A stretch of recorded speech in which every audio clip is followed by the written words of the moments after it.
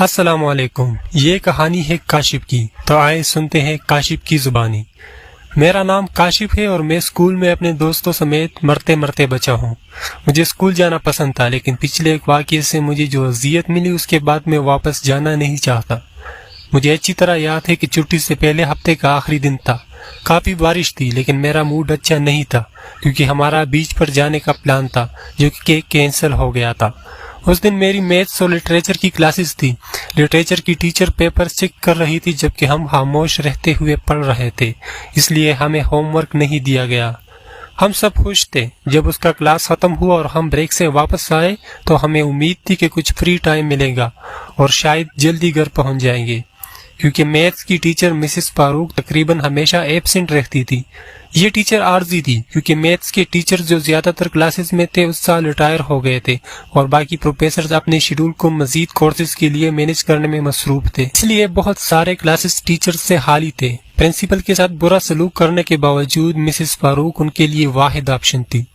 ہم اپنے class mates کے ساتھ اپنے سیل فون پر آن لائن گیمز کھیل رہے تھے اور پیریڈ میں سے 15 منٹ گزر چکے تھے۔ ہم سوچ رہے تھے کہ ہماری جلدی چھٹی ہو جائے گی، لیکن اچانک دروازہ کھلا اور وہ ٹیچر مسز فاروق تھی۔ وہ اندر آتے ہی غصے میں تھی۔ اس نے آئرہ کو دروازے کے پاس کھڑا دیکھا۔ اس سے پہلے کہ وہ معذرت کرتی، میم نے اسے بالوں سے پکڑ لیا اور اونچی آواز میں بولی، آئرہ تم وہی ہو نا جس نے ایگزام میں سب سے زیادہ سکور کیا تھا، اس لیے میں تمہیں جلدی نکلنے دوں گی۔ سیدھا نرس کے آفس میں جاؤ اور ان سے اپنے کان کے چیک اپ کرنے کو کہو۔ آئرہ نے الجھن میں پوچھا کیوں میم، اور وہ رونے لگی۔ جواب دینے کی بجائے میم نے جیب سے پستول نکال کر آئرہ کی کان کے ساتھ لگایا اور دیوار پر ایک فائر کیا۔ خوف سے ہم سارے اسٹوڈنٹس کو سام سوکھ گیا۔ گولی کی آواز سے آئرہ کے کان سن ہو گئے۔ وہ خوف سے رو رہی تھی اور خائف ہو رہی تھی۔ اس کے بعد میم نے اسے باہر کی طرف بھاگنے کا اشارہ کیا اور پھر دروازہ لاک کر کے ہم سب کو کلاس روم میں بند کر دیا۔ کلاس روم میں موت کی سی خاموشی تھی۔ میم نے ٹیبل پر اپنی پستول رکھی اور بولی کان کھول کر سنو، آج میرا دن بہت برا چل رہا ہے، غور سے سنو، میں پھر نہیں دہراؤں گی۔ اگر تم میں سے کسی نے حرکت کی، بات کی یا اپنا سیل فون استعمال کیا تو میں تمہارے سروں پر گولی ماروں گی، سمجھ گئے؟ ہم سب ڈر کے باعث جواب دیے بغیر خاموش ہو گئے۔ پھر مسز فاروق نے اوپر کی طرف بندوق کر کے کچھ گولیاں چلائی۔ لکیلی اوپر کا کلاس روم خالی تھا اور وہ بولی کیا آپ سمجھ گئے؟ اس سے پہلے کہ بچے رونے لگے اس نے چیختے ہوئے کہا کہ اچانک دروازے سے ایک زوردار آواز آئی اور دوسری طرف سے ایک آدمی کی آواز تھی۔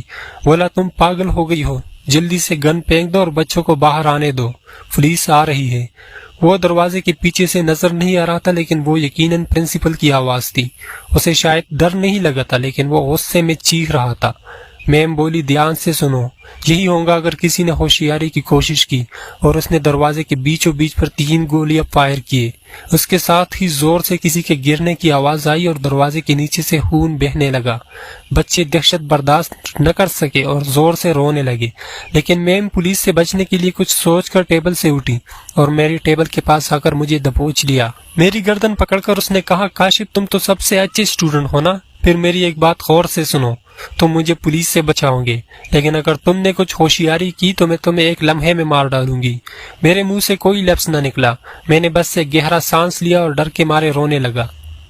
کچھ لمحوں بعد پولیس نے کلاس روم کے دروازے پر لاش دیکھ لیا تھا۔ ایک آفیسر نے آواز دی کہ مسز فاروق پولیس آ چکی ہے، بہتر ہے کہ بچوں کو چھوڑ دو اور باہر آؤ۔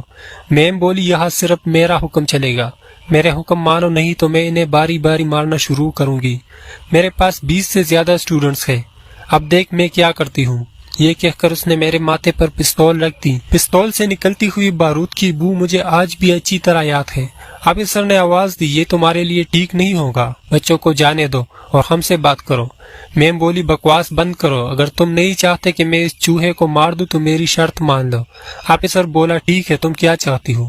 میم بولی کہ میں تمام بچوں کو چھوڑنے کے لیے تیار ہوں اگر تم انسپکٹر ندیم کو یہاں لے آؤ۔ وہ جس بھی تانے سے ہے اسے ان آرمڈ صرف انڈر ویئر میں بھیج دو۔ اگر وہ 20 منٹ میں یہاں نہیں آیا تو میں ان چوہوں کو مارنا شروع کر دوں گی۔ آفیسر بولا میم تھوڑا رکے، ہم اس سے رابطہ کرنے کی کوشش کر رہے ہیں۔ میم غصے میں بولی ٹھیک ہے، 19 منٹ ہے تمہارے پاس۔ اور پھر مجھے یرغمال بنائے ہوئے 15 منٹ ایسے عذاب میں گزرے جیسے 15 دن ہوں۔ میں مسلسل گھڑی کی طرف دیکھتا رہا۔ یہ شاید میری زندگی کے آخری 5 منٹ لگ رہے تھے۔ میم کافی غصے میں تھی کیونکہ وہ بھی مسلسل گھڑی کو دیکھ رہی تھی کہ اچانک ایک نئی آواز نے ہمارے خیالات میں خلل ڈالا۔ مسز فاروق، میں انسپکٹر ندیم ہوں، میں یہاں ہوں، آؤ مجھ سے بات کرو۔ میم بولی، آخر کار بیکار ہیرو تم آ ہی گئے، میں چاہتی ہوں کہ تم اپنے کپڑے اتارو اور ہاتھ اٹھا کر اندر آؤ۔ میں ایک لڑکے کو دروازہ کھولنے کے لیے بھیجوں گی اور میں ان سب کو چھوڑ دوں گی۔ جب تم اندر آؤ گے تو دروازے کو دوبارہ بند کرنا ہوگا، لیکن بنا کسی ہوشیاری کے۔ سب کچھ اس کے مطابق ہوا۔ دوسرے لڑکے نکل گئے لیکن مجھے چھوڑنے کی بجائے وہ مجھ پر گن تانی رہی۔ انسپکٹر بولا، مسز فاروق، میں آپ کو جانتا ہوں، تمہارے شوہر نے جو کیا ویسا مت کرنا۔ ایک ٹیچر ہو کر آپ کے شوہر نے ان جیسے بچوں کو منشیات دے کر سب کی زندگیاں برباد کر دی تھی۔ میم بولی، کسی نے تم سے رائے نہیں مانگی سور، یہ سب تمہارا قصور ہے، تم نے اسے گرفتار کر کے ظلم کیا۔ اب میں اکیلی ہوں، میرے پاس کھانے تک کو کچھ نہیں ہے۔ کیا تمہیں لگتا ہے کہ ایک معمولی سی ٹیچر اپنا کرایہ ادا کرنے کے بعد اپنے اخراجات برداشت کر پائے گی؟ ایسا کچھ بھی نہ ہوتا اگر تم نے میرے شوہر کو گرفتار نہ کیا ہوتا۔ انتہائی غصے سے اس نے انسپکٹر کے پیروں میں گولی مار دی اور انسپکٹر فرش پر گر گیا۔ اس نے مجھے چھوڑ دیا اور انسپکٹر کو لاتیں مارنے لگی۔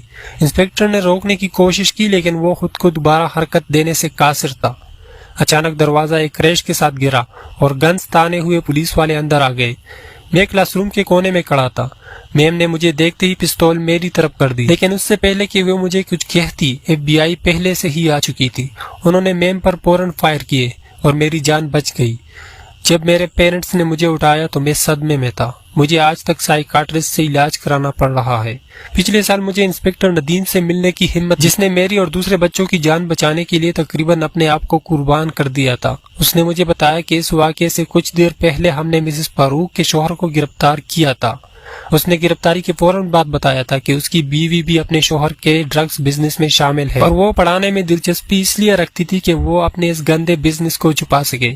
مجھے پولیس آفیسر بننے میں دلچسپی نہیں، لیکن پھر بھی میں انسپکٹر ندیم کو ہمیشہ اس شخص کے طور پر یاد رکھوں گا جس نے میری جان بچائی۔ دوستو، ویڈیو پسند آنے کی صورت میں لائک کریں اور کمنٹ میں اپنی رائے سے آگاہ کریں۔